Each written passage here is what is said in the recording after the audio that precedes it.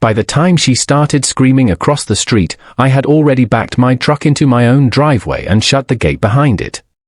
That was the whole crime. Not the road. Not the sidewalk. Not some shared lane the HOA could pretend belonged to everybody.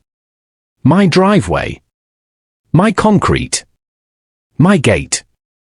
I was unloading tile for a repair job and keeping the entrance blocked until the pallets were inside. Simple. Legal. Temporary. She still lost her mind. Karen came marching over in tennis shoes and sunglasses, pointing at my truck like I had parked it in the middle of a hospital exit. She said I was obstructing neighborhood access. She said the HOA would not allow selfish behavior like this. She said if I did not move it immediately, she would call the police and have me removed. I told her to go ahead. That was when the neighbors started watching. Curtains moved. Garage doors stayed open. People slowed down on the sidewalk just enough to pretend they were not listening. Karen smiled like she had already won. She pulled out her phone and made the call right there in front of everyone. 24 hours later, the HOA wasn't asking questions about my driveway anymore. They were asking what to do about her. My name is Nolan Pierce, and the reason Karen hated me had very little to do with that truck in the driveway. The truck was just the excuse.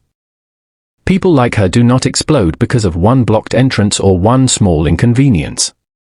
They explode because someone nearby keeps refusing to play the role they assigned him.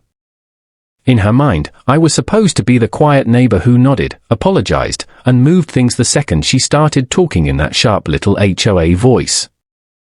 I was supposed to act grateful when she reminded me about rules that somehow never seemed to exist on paper when I asked to see them. I never did that. That was the real problem. I had lived in that neighborhood for just over a year, and from the first month, I could tell Karen treated the HOA like a personal amplifier.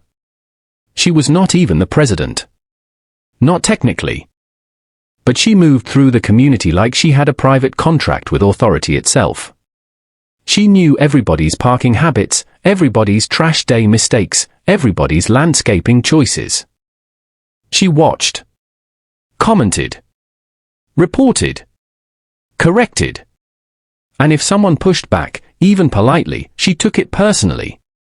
I made that mistake early. The first time she came onto my property, it was over a stack of lumber I had left beside my garage for less than 48 hours. She said it looked messy and sent the wrong signal to the street. I asked which rule I had broken.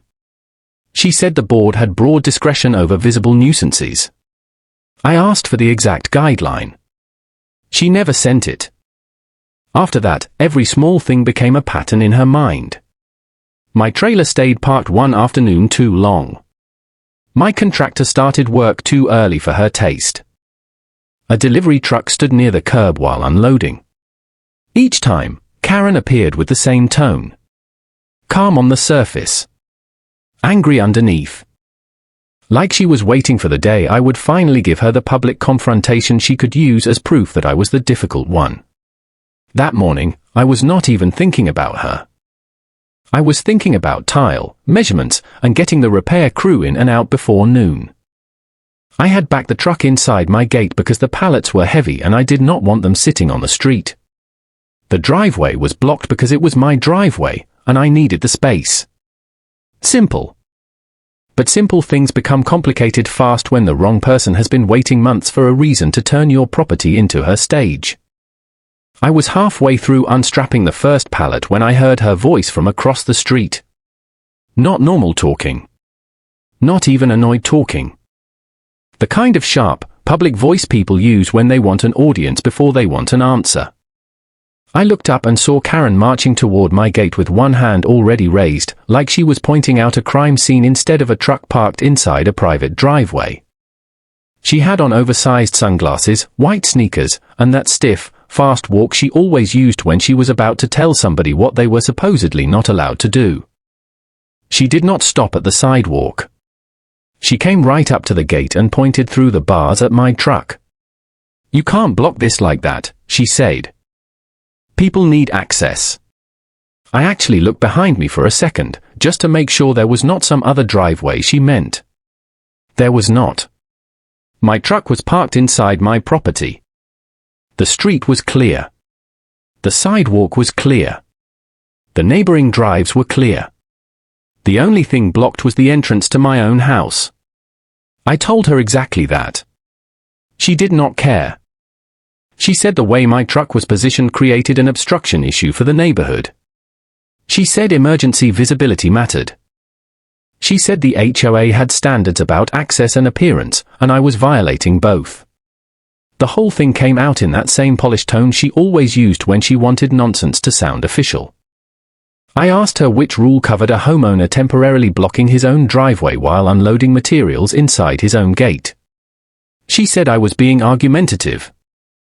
That was when I knew she had come over without anything real behind her. People with actual authority answer questions. People without it get offended by them. The repair crew had stopped unloading by then. Both men were standing beside the truck, pretending not to listen while very obviously listening. Across the street, one garage door stayed open longer than it needed to. A woman walking a small dog slowed down near the corner. Karen noticed every bit of it, and instead of calming down, she straightened her shoulders and leaned harder into the performance. She told me this was exactly why residents had problems with me. That line almost made me laugh. Not because it was clever. Because it was so transparent. She wanted this to be about a pattern. About me. About attitude. Anything except the simple truth sitting right in front of her. A homeowner was using his own driveway. And she was furious she could not control it. Karen must have realized the same thing I had, because her whole approach changed the moment she saw I was not going to move the truck just because she raised her voice. She stopped pretending this was a simple neighbor complaint. Now it was a show. She took one step back from the gate, just enough to widen the scene and let the people watching from porches, driveways, and half-open garage doors feel like they were part of something official. Then she crossed her arms and told me, loudly, that I was obstructing community movement and refusing a direct warning from the HOA. That phrase caught my attention. Direct warning.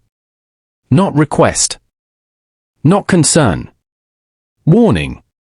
I asked her again to tell me what rule she thought gave her the power to order me to clear my own private driveway. She did not answer the question. She said the board had broad discretion in matters affecting neighborhood order. That was Karen's favorite kind of sentence. Vague enough to sound legal. Empty enough to mean nothing. She used phrases like that whenever she needed confidence to cover the gap where real authority should have been. I told her the street was open, the sidewalk was open, and every other drive on the block was open. The only entrance blocked was mine, and it was blocked because I was unloading material into my own house. She said that did not matter. I almost smiled when she said it, because that was the first honest thing she had said since walking over. Facts did not matter to her. Ownership did not matter. Boundaries did not matter. The only thing that mattered was whether she could make me respond the way she wanted in front of witnesses. Behind me, one of the workers shifted a pallet jack and looked anywhere except at us. Across the street, the woman with the little dog had stopped completely now. Another neighbor leaned against his mailbox like he had nowhere else to be. Karen saw all of them, and the attention seemed to make her stronger. Then she reached into her pocket and pulled out her phone. She held it up where I could see it. "Last chance," she said. "Move it, or I'll call the police and let them deal with you." I looked at the truck. Then at the open street. Then back at her. The whole thing was so stupid it almost felt unreal. A woman was threatening police action because I had temporarily blocked my own driveway while unloading tile behind my own gate. I told her to make the call. For the first time all morning, she smiled. Karen dialed without hesitation. That was what made the whole thing feel stranger than it should have. Most people, even difficult people, pause when they know they are about to call the police over something this small. They think about how it will sound out loud. They hear themselves explaining it to a dispatcher and realize how ridiculous it is. Karen did not have that moment. She was too busy enjoying the audience. She turned slightly away from me, but not enough to keep the performance private. Her voice dropped just enough to sound serious. I caught the important parts anyway. Obstruction. Refusing to cooperate.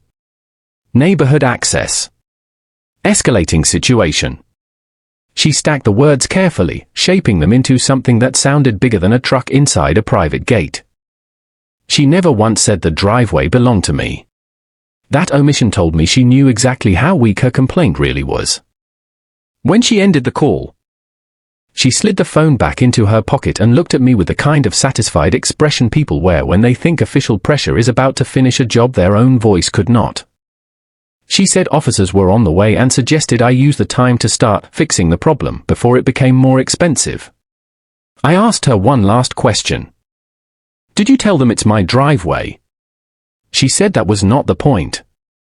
Of course it was the point. It was the only point. The workers behind me had stopped pretending not to listen. One of them quietly set down his end of a tile box and leaned against the truck. Across the street, the dog walker was still standing there, leash loose in one hand, while another neighbor had drifted halfway down his own drive just to get a better look. Karen had exactly what she wanted now. A crowd. That was always her favorite tool. Not rules. Not documents. Not actual HOA process. Witnesses. If enough people were watching, she thought confidence could replace proof. So I did the one thing she was not expecting. Nothing. I did not argue. I did not move the truck. I did not start talking faster or louder just because she had managed to involve a dispatcher. I went back to loosening the remaining strap on the pallet, slow and calm, like the next 15 minutes belonged to me instead of her. That bothered her more than anger ever could. Because if I had panicked, she would have felt right. If I had shouted, she would have looked justified. But standing there inside my own gate, finishing my work while she waited for police to arrive over a complaint she knew was paper thin, I could already see the first crack in her confidence. It was small. But it was there. The patrol car pulled up 12 minutes later, slow enough to make everyone watching feel like the moment had finally arrived. Karen straightened the second she saw it. Her shoulders came back. Her chin lifted. That tight little smile returned to her face, and I could almost see the story in her head. Police arrive. Officer hears complaint. Officer tells me to move the truck. I either obey in front of everyone or look stubborn enough for her to keep using it later. In Karen's mind, the hard part was already over. All she had needed to do was make the call. The officer stepped out, glanced once at the street, then at my gate, then at Karen. Standard neighborhood dispute posture. Calm. Neutral. Expecting something simple. Karen got to him before he reached the sidewalk. She started talking immediately, using the same polished tone she always used when she wanted nonsense to sound organized. She said I was blocking access, refusing a direct HOA warning, and creating a problem for the neighborhood. She made it sound urgent without sounding emotional, which was probably the most practiced thing about her. The officer listened. Then he looked at my truck. Then at the gate. Then at me. Sir, he said, is this your property? Yes. Your driveway? Yes. He looked back at Karen. Just briefly. But it was enough. That was the first moment her confidence shifted. Not vanished. Not yet. Just moved a little, like she had suddenly realized the opening line of her performance had landed wrong. She stepped in quickly and said the issue was not ownership. The issue was obstruction and refusal to cooperate after being warned. She said the HOA had standards about access and safety, and I was choosing to ignore them. The officer asked the question she should have expected from the start. What access is being blocked? Karen pointed at my truck like the answer was obvious. The officer looked past it. The street was open. The sidewalk was open. Every neighboring drive was open. The only thing blocked was the one space directly behind my own gate. He asked if there was a shared easement, emergency lane, or common use path running through my drive. No, I said. Karen opened her mouth again, but the officer raised one hand slightly, not rude, just enough to stop her from filling the air with more words before the facts could settle. That small gesture changed the whole scene. Because for the first time since she marched across the street, Karen was no longer directing the conversation. Now she was waiting to see whether the truth was going to leave her any room at all. The officer stepped closer to the gate and took another slow look. This time like he was measuring the complaint against what was actually in front of him instead of the version Karen had delivered on the sidewalk. His eyes moved from the truck to the pallets, then to the repair crew, then back to me. "Are you unloading materials?" he asked. "Yes." "For work on the house?" "Yes." He nodded once, then asked if I expected the truck to stay there all day. "No. Just long enough to get the tile inside." That should have ended it. Any normal person could have heard those two answers, looked at the open street, and understood there was no real issue. But Karen was too far into the performance now to let it die quietly. She stepped in again and said the problem was bigger than that. She said I had been warned before. She said there was a pattern. She said the HOA had tried to handle things reasonably and I was forcing the matter into something more serious. The officer turned to her. "Do you have any written HOA rule saying he can't temporarily block his own driveway while unloading?" That was the question I had been waiting for. Karen did what people like her always do when the conversation finally reaches proof. She started talking around it. She said the board had broad authority in matters affecting neighborhood order. She said residents were expected to keep access areas clear. She said there were ongoing concerns about my compliance. The words came out smooth and confident, but every sentence drifted farther from the simple yes or no question he had asked. He repeated it. "Do you have the rule with you?" "No," she said, and then immediately tried to soften it. "But the board has discretion," he cut her off this time. Discretion doesn't turn private property into public obstruction." That line changed everything. Behind me, one of the workers lowered his head to hide a grin. Across the street, the dog walker finally started moving again, but slowly, like she did not want to miss whatever came next. The neighbor by the mailbox folded his arms and leaned in a little more. Karen could feel all of them. I could tell by the way her face tightened behind the sunglasses. She tried one more angle.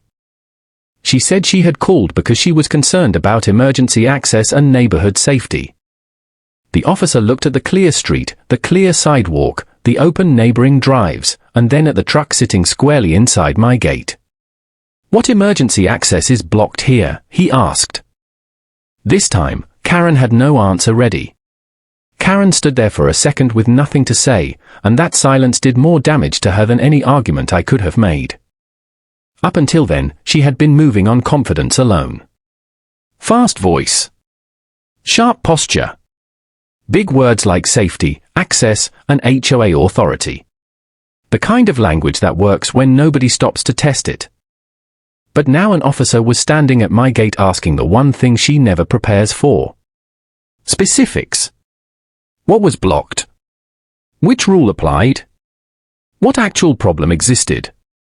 She had built the whole scene on the assumption that once police arrived, nobody would keep pulling that thread. They would hear obstruction, hear HOA warning, see a truck behind a gate, and tell me to move it just to end the call. Instead, the officer kept looking at the facts in front of him, and the facts were killing her story one answer at a time. He asked her if the HOA had sent me any written notice about the driveway. She said there had been prior concerns. He asked if those concerns involved this exact situation. She hesitated. Then she said, "Not exactly." That was another mistake. Because the second she admitted this was not a repeated violation, it stopped sounding like a pattern and started sounding like what it actually was. A woman saw something she did not like and tried to turn irritation into authority. The officer asked if the HOA had any formal complaint from another resident about my truck that morning. Karen said several neighbors had expressed concern. He looked around the street. No one said a word. Not the dog walker. Not the man by the mailbox. Not the people pretending to organize tools in their garage. And that silence worked against her too, because it showed what I already knew. The crowd had come for the show, not because they believed there was an actual emergency. Then the officer asked me whether I wanted to move the truck once unloading was complete. I said yes. He nodded and said, "That's reasonable." Simple sentence. Calm voice. But Karen heard what it really meant. The problem was over. The police were not going to rescue her version of it. She tried one last time, saying I had been disrespectful and uncooperative from the beginning. The officer looked at her and said, "Being difficult is not illegal, and neither is using your own driveway." That landed hard. Because once that line was said out loud, everyone watching had a cleaner version of the morning than the one Karen tried to create. A homeowner unloading tile. A neighbor overreaching. A police call that should never have happened. And standing there inside my own gate, watching Karen realize the officer was about to leave without forcing me to do a single thing, I could see the fear starting to replace the anger on her face. The officer gave me a short nod, like the matter was already finished in his head. Then turned back to Karen with the kind of patience people use when they are trying very hard not to make someone feel as foolish as they already look. He said, "This is his driveway. He can use it for loading as long as he's not blocking public access." Karen's mouth tightened immediately. She did not like the word his. Ownership was the one part of the story she had been trying to push into the background from the moment she marched across the street. If this stayed about my property, she lost. So she did what she always did when facts cornered her. She tried to widen the issue until it sounded bigger than the truth. She said the HOA had been monitoring ongoing behavior concerns. She said I had ignored neighborhood expectations more than once. She said this was not an isolated problem and that the board was tired of residents like me acting as if community standards did not apply to them. Residents like me. That phrase caught the officer's attention more than she probably intended. He asked what that meant. Karen hesitated.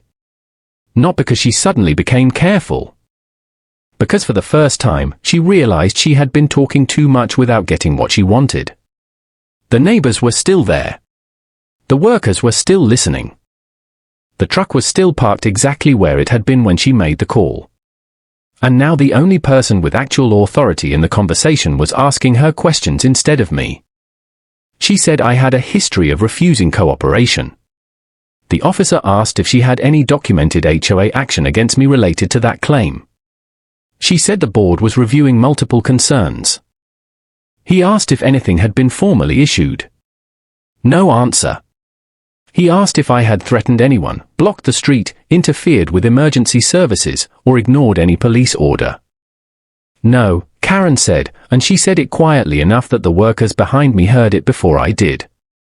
That was another turn. Small, but important. Because once she admitted none of those things had happened, the whole call collapsed into what it really was. A failed attempt to use police presence as leverage in a property fight she was never going to win on facts. The officer told her this was not a police matter and suggested that if the HOA believed there was a covenant issue, it needed to address it through proper documentation. Not emergency-style complaints. Then he looked at me again and said I was fine to continue unloading. That should have been the end. But Karen's face had changed in a way I had not seen before. The anger was still there. So was the embarrassment. But underneath both, something else had started to show. Worry. Because once the officer framed it as improper use of a police complaint, she was no longer just the loud neighbor who lost an argument in public. She was the person who had created a record. The officer went back to his car a minute later, and the second he pulled away, the whole street changed temperature. Not literally. Socially. The show was over, but nobody left right away. That was the part Karen had not planned for. She had expected a clean ending. A public correction. Me moving the truck under pressure while everyone watched and quietly filed the moment away as one more example of what happened when you ignored people like her. Instead, the police had looked at the facts, said the driveway was mine, and left her standing in the middle of her own bad call. She took her sunglasses off then, maybe because they were slipping, maybe because she wanted one last chance to make direct eye contact feel like power. It did not work.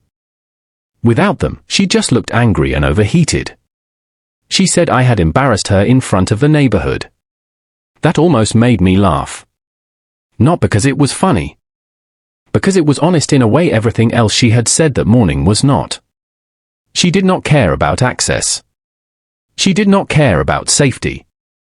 She cared that witnesses had watched her reach for authority and come up empty. I told her she embarrassed herself the moment she called the police over a truck inside a private gate.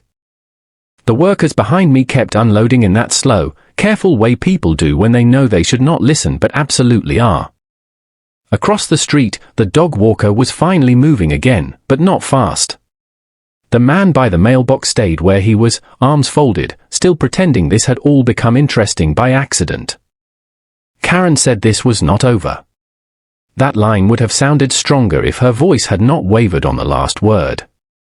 She pulled out her phone again, tapped at it with sharp little motions, and said the board would hear about the way I had behaved. She said there were standards in this neighborhood, whether I respected them or not. She said residents were tired of the disruption I brought to the block. I noticed what she did not say. She did not mention the officer. She did not mention the driveway. She did not mention the actual facts of the call that had just gone nowhere. Because now she was already trying to rewrite the story into something safer for herself. That was when I knew this morning was not really ending. It was just moving from sidewalk drama into paperwork, emails, witnesses, and whatever version of the truth Karen was about to send into HOA inboxes before anybody else got there first. The moment Karen walked back across the street, I knew she was not done. People like her never leave a public failure alone. They carry it home, dress it up as principal, and send it back out in email form before lunch. The scene at my gate had not ended with the police car. It had only changed shape. Now it was going to become messages, complaints, selective wording. And whatever version of the story made her sound less ridiculous than she had looked standing there while an officer explained that a man could, in fact, use his own driveway. So I stopped unloading for 5 minutes and did the smart thing. I documented everything. Time the truck arrived. Time Karen came over. Time she called police. Time the officer showed up. Time he confirmed the driveway was mine and public access was clear.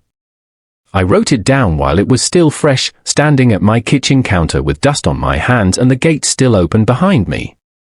Then I texted both workers and asked them to save what they heard in case anyone contacted them later. One of them replied almost immediately. Already wrote it down. That lady was crazy. That helped more than he probably knew. Because once a person like Karen realizes a scene did not go her way, the next move is usually narrative control. Not truth. Tone. She would not write, "I called police on a homeowner for unloading tile inside his own gate and was told I had no basis." She would write something softer, safer, and more poisonous. Resident conflict. Hostile behavior. Community concern. Board awareness requested. People like her survive by replacing facts with atmosphere. I was expecting that. What I was not expecting was how fast the first crack would appear. About an hour later, while the last pallets were being moved into the garage, my phone buzzed with a message from a neighbor I barely knew. He lived 2 houses down and had never said more than hello to me before that morning. The text was short. "Just so you know, she's emailing the HOA already." But several people saw what happened. I read that twice. Not because the warning surprised me. Because the second sentence mattered more than the first. Several people saw what happened. That was the real danger for Karen now. Not me. Not the board. Witnesses. Real ones. Neighbor she could not script. People who had watched her call police over nothing, then watched the officer leave without making me move an inch. And once enough people see the same moment clearly, even the best HOA fiction starts breaking at the edges. I finished getting the last tile inside just after noon, closed the gate, and figured the rest of the day would be quiet. It was not. At 1:14, my phone buzzed with an email from the HOA management address. The subject line was neutral enough to look harmless, but the wording underneath told me Karen had moved fast. The board had received multiple concerns regarding a confrontation at my property that morning. They wanted my response to allegations of aggressive behavior, obstruction, and refusal to cooperate with neighborhood standards. Aggressive behavior. That was the first lie. Not because it was dramatic. Because it was strategic. Karen knew the driveway claim had already failed with police, so now she was shifting the focus to tone. If she could not make me wrong on property, she would try to make me look unreasonable as a person. That was the only lane she had left. I sat down at the kitchen table, opened my notes, and started writing back. No emotion. No speeches. Just sequence. Truck parked inside private gate. Street clear. Sidewalk clear. Driveway belongs to me. Karen approached and demanded removal. Could not identify any written HOA rule. Called police. Officer confirmed public access was not blocked and that I was free to continue unloading. Then I attached photos. Gate open. Truck position. Street visible. Sidewalk visible. Nothing dramatic. Just enough to kill the rewritten version before it got comfortable. I also attached the names of the 2 workers, plus the timestamped text from the neighbor who warned me Karen was already emailing the board while witnesses were still standing outside. That part mattered because it showed exactly what this was becoming. Not a misunderstanding. A scramble to control the record. I hit send and expected silence. Instead, 23 minutes later, another message came in. Not from management. From the board secretary directly. Short. Formal. Different tone. They had now received multiple resident statements confirming that the police found no obstruction issue and that Karen had represented the situation inaccurately. The board was reviewing whether she had improperly used the HOA's name in a personal dispute and whether her conduct that morning violated neighborhood harassment and conduct rules. I read that line twice. Then a third time. Because suddenly this was no longer just about me defending my driveway. Now the board was looking at her. And if the board had moved that fast, it meant one thing for certain. Enough people had spoken before Karen could bury the truth. By late afternoon, the story had spread past the people who actually watched it happen. That was the part Karen never seemed to understand about neighborhoods like ours. News does not move because someone sends one dramatic email. It moves because people compare what they saw with what they are being told, and the gap between those 2 things starts doing its own work. By 4 o'clock, I had heard from 3 different neighbors, all of them saying some version of the same thing. Karen was trying to frame the morning as a safety issue. The problem for her was simple. Too many people knew it was not. One neighbor said she had told the board I became hostile when asked to cooperate. Another said Karen claimed the officer had verbally warned me and only left because she chose not to escalate further. That one actually made me stop and stare at my phone for a second, because it was such an obvious rewrite of what happened that it almost felt desperate. Almost. Then I realized desperation was exactly what it was. She had expected the badge to finish the scene. When it did not, she needed a version of the story where she still looked like the reasonable one and I still looked like the problem. Otherwise, the whole thing became what it really was. A woman called the police over a private driveway, got corrected in public, and then tried to use the HOA to clean up the embarrassment. But the board was no longer hearing only her. At 5:06, the board secretary emailed again. This time the tone was colder. They were requesting any additional evidence I had of prior interactions with Karen involving false rule claims, harassment, or misuse of HOA authority. That request mattered more than anything else they had sent so far, because it told me they were no longer reviewing a single bad morning. They were looking for a pattern. And once a board starts looking for a pattern, everything changes. I opened the folder on my desktop where I had already dumped screenshots months earlier. Karen's messages about my trailer. Her complaint about lumber by the garage. Her vague warnings about community appearance. Her references to rules she never once attached. Most of it had seemed petty at the time. Annoying, but small. Now, laid out in order, it looked different. Not random. Escalating. She had been using the HOA's voice long before the police call. The driveway fight was just the first time enough people had watched it fail in daylight. I sent the board everything just before 6. Screenshots. Dates. Short descriptions. Nothing dramatic. I did not need drama anymore. Karen had already provided enough of that for everyone. What mattered now was sequence. Repetition. The slow, obvious pattern that only becomes clear when somebody finally stops treating each incident like an isolated burst of personality and starts reading them side by side. The lumber complaint. The trailer complaint. The contractor noise complaint. The vague warnings about appearance. The repeated references to rules she never attached. Then the driveway incident. Then the police call. Then the email campaign that started before the officer's tires were even cold. When you see it all together, harassment stops looking emotional and starts looking organized. At 7:12, the board secretary replied with a message so short it almost felt cold. Thank you. This is sufficient for immediate review. Immediate. That word stayed with me. Not because I expected anything huge to happen that night. Because up until that moment, Karen had always moved through the neighborhood like someone who assumed review belonged to other people. Other residents. Other problems. Other mistakes. She was the one who complained. The one who flagged concerns. The one who invoked the HOA like a second job title. Now the board was reviewing her. Around 8, another neighbor texted me. Management had to step in. She's furious.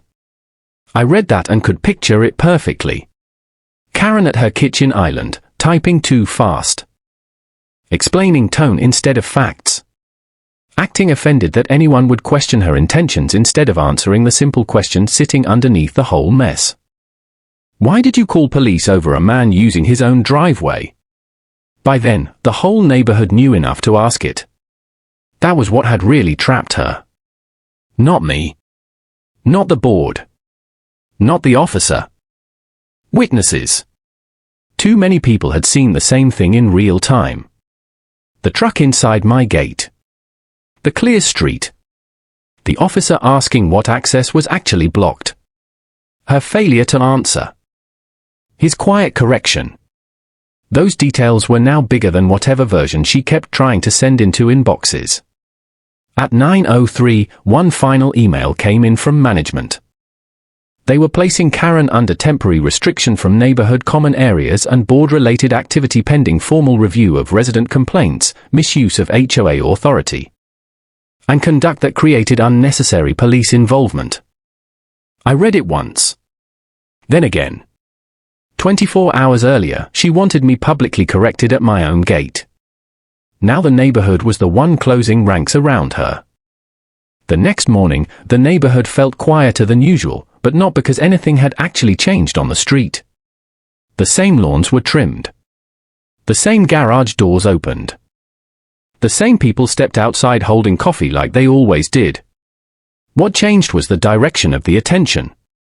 For months, Karen had moved through that block like she was the one watching everyone else. Measuring. Correcting. Reporting. People adjusted themselves around her because it was easier than pushing back. They lowered their voices, moved their trailers, trimmed things early, and avoided the kind of small friction that could turn into one of her emails. She had built a whole little system out of pressure and confidence, and most people let it work because nobody wanted to be the one who became the day's neighborhood topic. Then she called the police on my driveway. And in one morning, the whole thing cracked. By 9, I had already heard from 2 neighbors who had never gone out of their way to speak to me before. One of them just nodded toward my gate and said, "Guess that got out of hand." The other said management had sent a notice to the board reminding everyone that personal disputes could not be dressed up as HOA enforcement. He did not say Karen's name, but he did not need to. Everyone knew. That was the part titles and rules can never survive. Once people stop being afraid of the tone, they start listening to the facts. By midday, her side of the street looked strangely still. No fast walk. No sunglasses. No phone in hand while scanning for violations. Just a closed garage and one of those silences neighborhoods produce when something embarrassing has become too public to ignore and too specific to deny. I finished cleaning up the last of the tile boxes and backed my truck out without rushing. The driveway was clear again. The gate was open. Ordinary scene. Nothing dramatic left to see. But that was the point. The thing she called the police over had always been ordinary. A homeowner using his own property. What made it explode was her need to turn something normal into proof of her control. 24 hours later, the HOA wasn't asking whether I had the right to block my own drive. They were asking how someone like Karen had been allowed to act like the neighborhood belonged to her for so long.